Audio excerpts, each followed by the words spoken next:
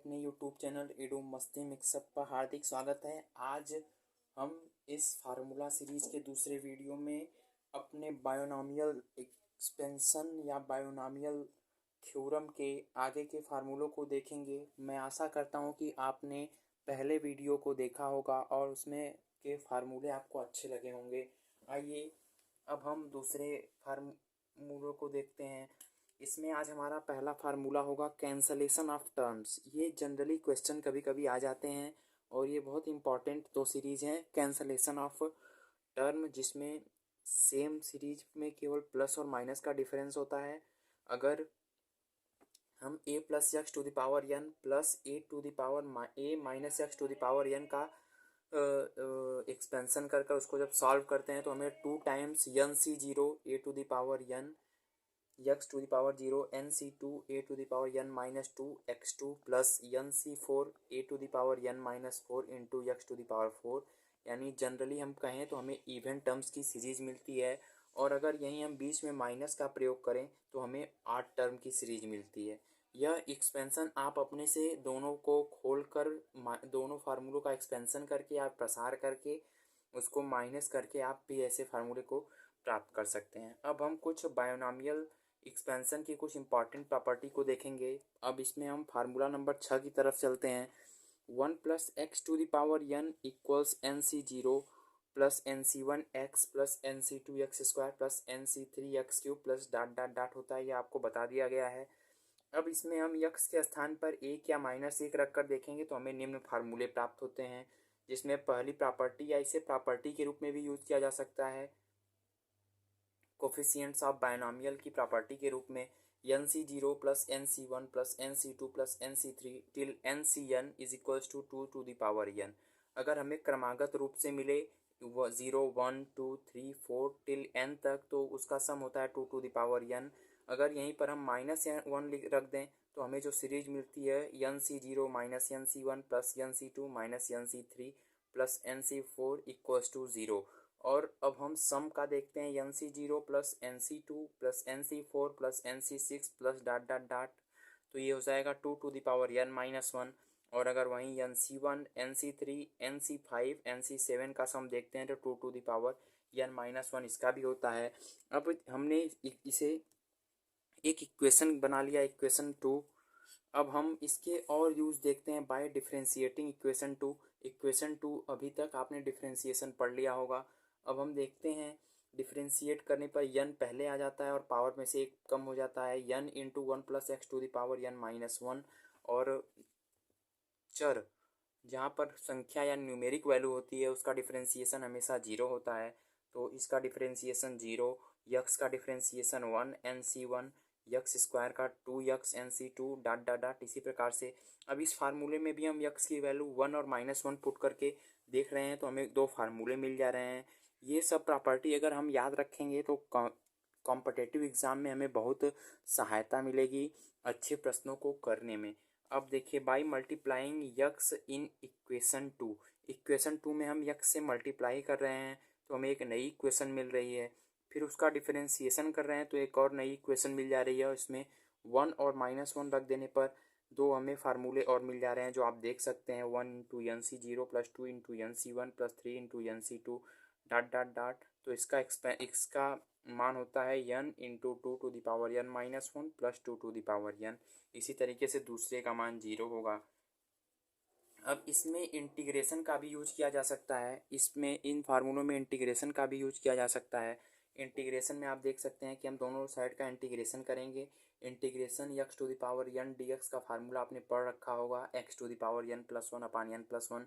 उस फार्मूले से यहाँ पर इसका डिफरेंशिएट इंटीग्रेशन हो जाएगा। और फिर पुनः इसमें हम दो फार्मूले जनरेट कर रहे हैं। At x is equals to zero रखने पर डिफरेंशिएशन, जब आप इंडेफिनिट इंटीग्रेशन करते हैं तो उसमें कांस्टेंट को जोड़ा जाता है। ये आप जानते होंगे, आप 12वीं की कक्षा में जानेंगे इस बात को।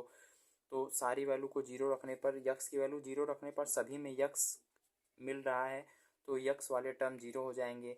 और यहाँ पर 1 to the power n plus one या 1 कह सकते हैं आप, 1 upon constant n plus one हो जाएगा इज इक्वल्स टू कांस्टेंट। और at x is equals to one, x की वैल्यू हम 1 रख देते हैं तब भी हमें एक फार्मूला मिल जाता है। इसका एक्सपेंशन फॉर्म यह है, आप इसे देख सकते हैं। अब कॉम्पिटिटिव के एग्ज़ाम से एक बहुत महत्वपूर्ण फार्मूला है मल्टीनोमियल थ्योरम का। मल्टीनोमियल थ्योरम को हम देखते हैं। मल्टीनोमियल थ्योरम में जैसे हमने यहाँ पर 3 पद रखे हैं, आपको और भी अधिक पद मिल सकते हैं, कम भी मिल सकते हैं। 2 पद में तो बायनोमियल थ्योरम यूज कर सकते हैं आप। 3 के लिए मल्टीनोमियल थ्योरम यूज की जाती है।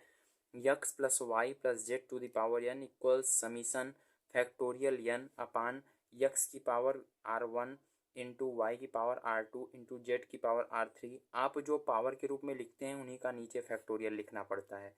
और एक common term R1 plus R2 plus R3, या आप जो भी पावर लिखेंगे उसका सम n के बराबर आना चाहिए।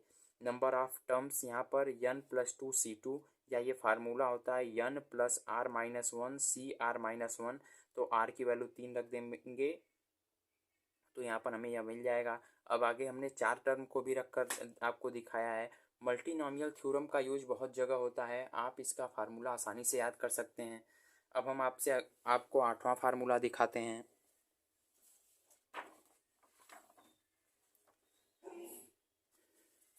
इसमें एक महत्वपूर्ण सीरीज बायनोमियल थ्योरम का हम आपको एक्सपेंशन दिखाएंगे। NC0, ये भी फार्मूले कहीं से आप बना सकते हैं, आप एक्सपेंशन के थ्रू बना सकते हैं। लेकिन अगर आप कॉम्पिटिटिव एग्ज़ाम के लिए इन सब फार्मूलों को अपने दिमाग में याद रखेंगे तो बहुत आसानी से आप अच्छे अच्छे प्रश्नों को कर सकते हैं। NC0 का स्क्वायर, NC1 का स्क्वायर, NC2 का स्क्वायर टिल NCN के स्क्वायर तक 2NCN। अब देखिए NC1 into NC2, NC2 into NC3, NC3 into NC4 till n तक हम जाते हैं। तो इसका फार्मूला होता है 2NCN-1 या 2NCN+1। ये सेम है, दोनों प्रॉपर्टी यूज कर दी गई है यहाँ पर, आपको जो पीछे बताई गई है। अब देखिए ये NC0 इंटू MCK, यहाँ पर तो दोनों बेस, ऊपर के बेस सेम थे। अब यहाँ पर ऊपर के बेस हर जगह n प्लस यम आप ऐड कर देखेंगे तो हर जगह सम n प्लस यम आ रहा है, और नीचे का सम जहाँ भी आप देखेंगे k आ रहा है। तो आप इसे इस तरीके से अंदाज़ा कर लगा सकते हैं, m plus n CK NC0। अब जब यहाँ पर 2 का डिफरेंस हो, NC0 into NC2, NC1 into NC3, तब भी 2NCN-2 आएगा। जब 4 का डिफरेंस हो 2NCN-4 आएगा। अब देख लेते हैं हम, R का डिफरेंस हो तो 2NCN-R, या इसको जब आप प्रॉपर्टी यूज करेंगे 2NCN+R हो जाता है।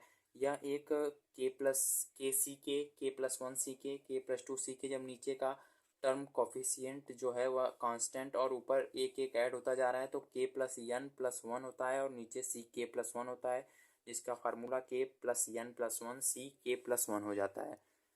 अब डिविजिबिलिटी कॉन्सेप्ट होता है। डिविजिबिलिटी कॉन्सेप्ट में 1 plus x to the power 1 का एक्सपेंशन आप सभी जानते हैं। अगर इस 1 को इधर कर दें तो बाकी सभी में यक्स कामन हो जाएगा। यक्स कामन होने का मतलब है यक्स से सभी डिविजिबल हैं। 1 को इधर कर देंगे तो ये 1 plus x to the power 1 minus n x से डिविजिबल होगा। प्राइम नंबर का एक कॉन्सेप्ट बायनोमियल थ्योरम में यूज़ होता है। प्राइम के पावर इंटीजर तो रेशनल आता है, जैसे 5 का स्क्वायर होता है 25 जो कि रेशनल है, 5 के पावर -3 तो 1/125 जो कि रेशनल है। प्राइम के पावर डेसिमल करेंगे तो इरेशनल प्राप्त होगा, आप उदाहरण से देख सकते हैं। ग्रेटेस्ट इंटीजर फंक्शन का भी कुछ कॉन्सेप्ट कहीं कहीं प्रश्नों में यूज होता है। ग्रेटेस्ट इंटीजर फंक्शन इंटीजर में इंटीजर होगा। 2 का ग्रेटेस्ट इंटीजर फंक्शन 2, -7 का -7, 0 का 0। कभी कभी नॉन इंटीजर आते हैं तो नॉन इंटीजर यानी जस्ट पीछे वाला इंटीजर हम यूज करेंगे।